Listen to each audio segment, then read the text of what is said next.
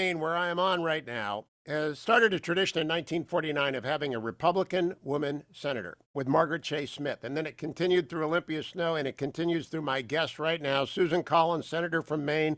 Good morning, Senator Collins. It's great to have you on. I know Election Day, you've been through a lot of them, but it's also got to be a nerve-wracking time every time. It is. Good morning.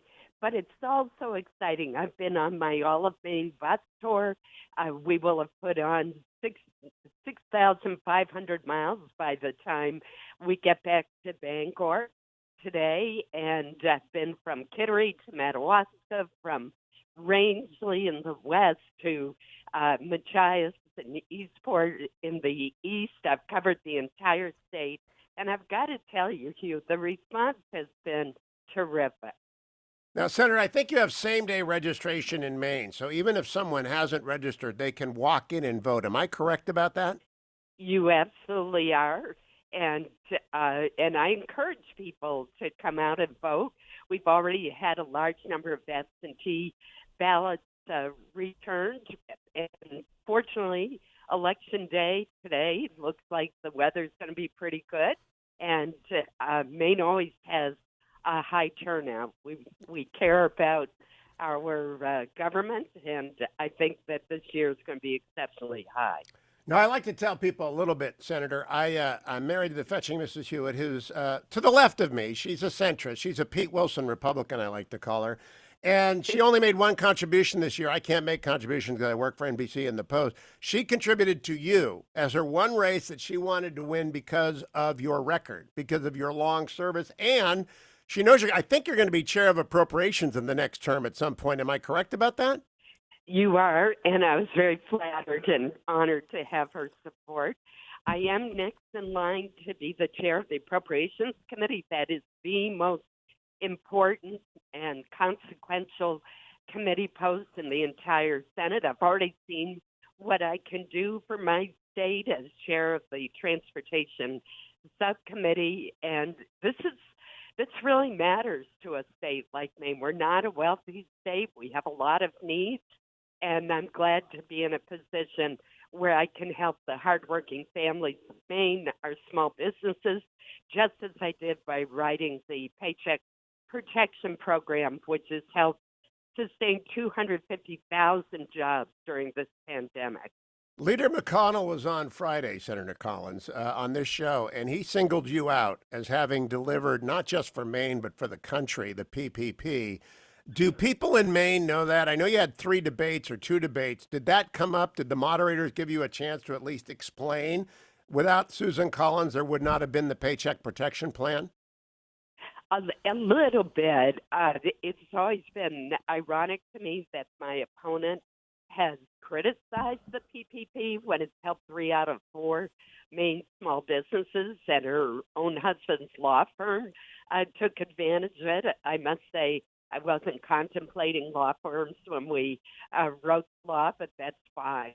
And it's fine. He totally qualified for the program. But it has made such a difference. As I go around the state, I can't tell you how many small business owners tell me that it's been a lifeline to them. It's what has kept them alive. They care so much about their employees because their employees are their family members, their friends, their neighbors in small towns all over our state. Senator, I don't know how you've done this, but whether I talk to a Democrat, and I got a few Democratic friends like Chris Coons, and I've got the independent Angus King as a friend. He went to high school with my brother-in-law. I've got lots of Democratic friends. They all like you.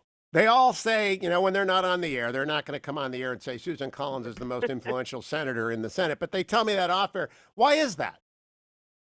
Well, I make a point of working across the aisle. I take the approach that I am there representing the people of Maine, working for them and for our country, and to solve problems. And that's what I like to do. I think I've been very successful at that. And it's partially by reaching across the aisle and working with both my Republican colleagues and with Democrats. And that's what I think we need more of is less polarization, more pulling together. Now, Senator Collins, I do not know how this person voting works. I know how it works technically. If the first person you vote for doesn't finish in the top two, the second choice comes in. I'm hoping the Libertarian contingent are voting for the Libertarian and then Susan Collins, but they really ought to just vote for you. But do you know how long it will take to count this? Well, hey, I'm hoping to get 50% of the vote today. If I do that, then ranked choice voting doesn't come into play. If I Oh, don't, so that would be the best of all worlds. And but if neither of us gets 50% of the vote, then we get into the rather odd ranked choice voting where some people get to vote twice and others don't. I think those are the rules I have to play by. They've been upheld by the court. I personally think that a real runoff between the two top candidates would be fair. But be that as it may, those are the rules, and we probably would not know for certain who won for another week. oh, so we want to just win outright today. So people need to get That's up out of right. their chair and go vote. Now, talk to me a little bit about Portland because Portland is a little bluer than the rest of the state, which is red. In Portland, I went to the Sea Dogs game with my brother-in-law. It's a Susan Collins stadium. I mean, people there were talking about Susan Collins as well. How do you do in Portland? Portland's tough, but there's still more Republican voters and independent voters in Portland than in many other parts of the state, just because it is our largest city. And so I'm not writing off any area of the state. I mean, clearly I won't carry Portland, but I hope to get as many votes as possible out of that city. And I've literally campaigned everywhere. And that's what it takes to win. But this is on top of serving thousands, tens of thousands of constituents who come to my 6 constituent service offices with problems with federal agencies that we work to resolve. It's bringing $750 million to the state in much needed transportation funding. It's working through the PPP program to keep jobs in our state. And it's also working for tax relief, which has benefited 90% of Maine's taxpayers. So I hope that when people look at my record, including the fact that I've never missed a roll call vote, that's over 7,400 now, that they know that I've brought Maine common sense and Maine's work ethic to Washington, D.C., and to the United States Senate. Two last questions, Senator Collins. The lobstermen leave early and the lobster women, they put out early, but you got a regulation changed that has saved them millions and millions of dollars. Do they get a chance to vote? Because they go to work early and they stay at work late. They do work hard, and an awful lot of them have voted by absentee ballot. And you don't have to have a reason to vote by absentee in Maine. So we have a lot of people who vote by absentee, and in most communities, if not all of them, the polls are open till 8 o'clock. So Okay. usually the lobstermen and women are in when it starts getting dark. They head to shore. Now, I want to end where I began. Maine tradition of a Republican women senator beginning with Margaret Chase Smith. Did you get to know her? I did. I met her when I was a high school student. I was one of 2 students chosen to go to Washington. I'd never been to Washington, never met a senator, and she was a real inspiration to me. I didn't know it at the time, but she spent nearly 2 hours with me. And although I didn't know it at the time, I think that was my first step in my journey to the United States Senate.